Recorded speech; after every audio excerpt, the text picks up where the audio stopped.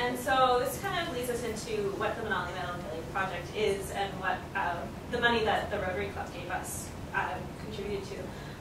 The Manali Medical Aid Project was started 6 years ago by other medical students. And through the years, we've contributed to a lot of the programs that the hospital runs, including the Poor Patient Fund, so they subsidize treatments, because it's private healthcare there, so everybody has to pay for their medical treatments. So the hospital will subsidize patients if they see that their finances aren't suitable and that they need these treatments. Tuberculosis is also endemic in the area, so they have a fund to basically provide the medicines for these patients.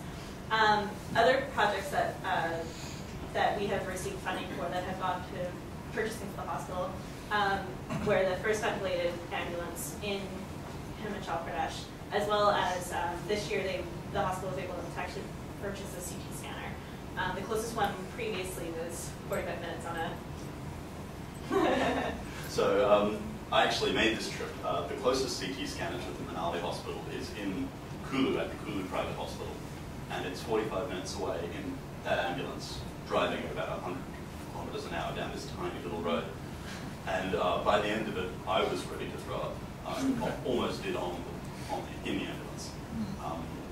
But you have to make that trip down and then that trip back if you want a CT scan. And yeah, exactly. Well, you're crook and the people who are trying to treat you are crook.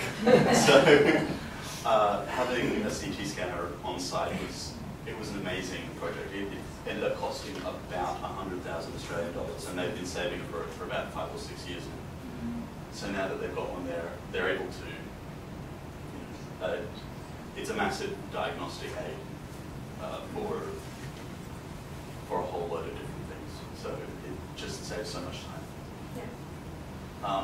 The money that we received from the Rotary Club Fund was used to purchase a colonoscope.